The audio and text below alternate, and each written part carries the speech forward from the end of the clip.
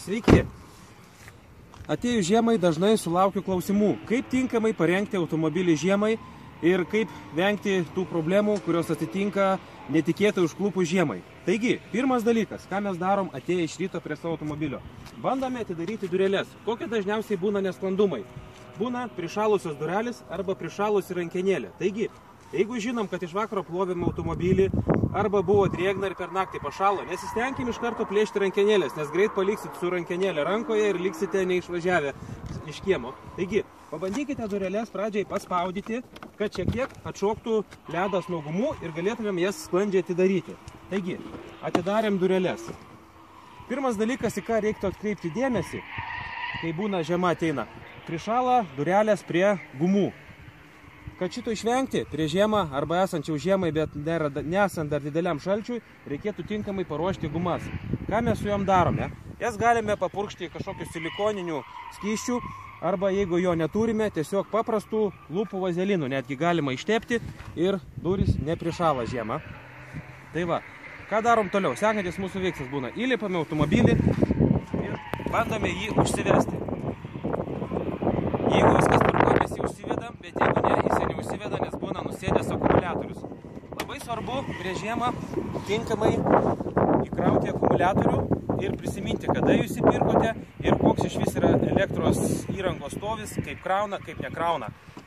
Taigi aš siūlyčiau nepagailėti savo laiko ir tiesiog nuvažiuoti pas tinkamus specialistus, starterių kokį generatorių meistrus, kad jie tiesiog pažiūrėtų jūsų akumuliatoriaus įkrovimo lygį, jūsų, kaip jūsų generatorius krauna akumuliatorių, kaip veikia jūsų starteris, kiek jis ima srovės ir ar galima eksploatuoti saugiai mašiną žiemai.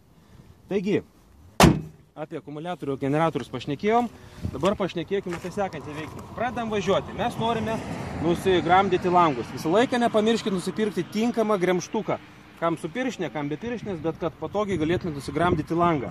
Toliau, labai svarbus dalykas yra valytuvai.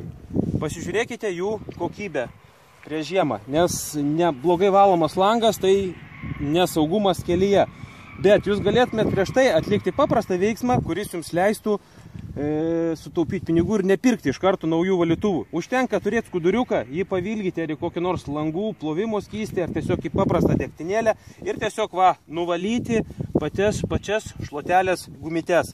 Tai tikrai labai padeda, nes per sezoną būna apsinešę riebalais, visokiam šiukšliam ir tas sukietėjus ir užsidėjus netgi tokia lobelė purvo. Ir dažnai būna, kad nevalo, mes iškart puolam pirkti valytuvų. Užtenka tik tai pradžiai nuvalyti. Tai labai efektingai padeda. Toliau. Kad langas gerai būtų nuvalytas, reikia žiūrėti, kad būtų pakankamai visą laiką langų plovimo skysčio. Jeigu jūs nežinote, kada jūs įkeitėt, kokį dasipylėte, geriau visą laiką sustojus jį išpurkšti ir užsipilti tikrai tinkamą prieš žiemą, kad nebūtų, kad užšalo ir, kaip sakant, negalit papurkšti, nusivalyti tinkamai lango. Be to, pamiršau priminti dar, rytais, kai valot langą, nepatingėkit visą laiką papurtyti šluotelių, kad nepradėtumėt iš karto valyti, nes tai būna, kad nuplėšia tiesiog šluotelių gumitės. Labai svarbu yra atlikti su galiniu lango valytuvu tą patį, nes dažnai būna užkliudo rankenėlė, įsijungia valytuvas, valytuvas prišalęs ir ten sugenda ir elektros įranga, gali ir pačią šluotelę nuplėšti, taip kad būkit to klausimų pasiruošę. Dar turbūt prieš šaltąjį sezoną turbūt visi esate pasikeitęs padangas į žieminės arba visą sezoninės vadinamas. Tikiuosi pasitikrinę ratų slėgį. Jeigu nežinote, tai jisai vidutiniškai turėtų būti visiems apie 2,2 lengviesiam automobiliam. Jeigu kas norite tiksliau, tai kiekvienam automobilį pagal jo specifikaciją parašyta, kiek priklauso gale ir priekyje. Tai vat, plus prisiminkite, kad žieminė padanga yra šiek tiek slidesnė ant šlapio asfalto, taip pat persikeitę padangas iškart neskubėkite, jeigu pamatysite, kad laukia lyja arba drėgna danga, stipriai nebandykite, bet to visą laiką išvažiavę į gatvę pasibandykite, kokia yra danga ir kaip jūsų mašina stoja, kaip bėgėjasi. Tai vat, dar keletas patarimų praktinių tokių, ką reikėtų prieš šaltąjį žiemos sezoną pasitikrinti. Tai yra variklio tepalas, labai svarbus dalykas, kad jo netrūktų, nes kai jo yra mažas kiekis, jis būna sutirštėjęs ir šaltų metų užvedant mašiną, jo labai daug susirenka variklio galvutė ir jis nenuteka į karterį ir gali jūsų variklis užkalti. Taip, kad pažiūrėkite tepalo lygį. Be to, jeigu pirkote šiltojų metų laikų automobilį, jūs nežinote, koks jūsų yra aušinimo skysčio užšalimo lygis ar temperatūra. Taip, kad jeigu galite jį geriau pasikeiskit, jeigu ne, galite pasitikrinti, yra tam specialiai skirtų prietaisų, kurie nustatys jo užšalimo lygį. Taip pat, ką dar nepaminėjau, jeigu jūs dar mašiną rakinate su rakteliais ar jūsų bagažinė atsirakina su rakteliu, nepamirškit prisipurkšti kažkokio tai skysčio, kuris neleistų užšalti jūsų spynelėm. Be to, būtų labai gerai su tokiu skysčiu susipurkšti ir pačias durelių spynelės.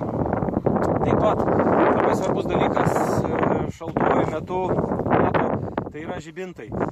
Kadangi labai anksti temsta ir vėlai išvinta, labai daug laiko važiuojame su įjungtais žibintais. Tai yra ne tik tai vien, kad jūs matytų kelyje žibintai, bet tam, kad ir jūs matytų kelio ruožuose. Taip, kad pasižiūrėkite, koks yra žibintų aukštis, kaip jie šviečia ir intensyvumą. Jeigu senai keitėt tiesiog lemputės, tiesiog pasikeiskit naujas lemputės, nes naujos lemputės 20% šviesos daugiau skleidžia negu senos, tokios pačios. Tai va, dar iš tokių praktinių patarimų būtų prieš kelionę vis dėlto turėkit automobilyje užvedimo laidus, tempimo lyną ir manau, mano patarimai jums padės ir gero kelio, smagios žiemos ir linksmų švenčių.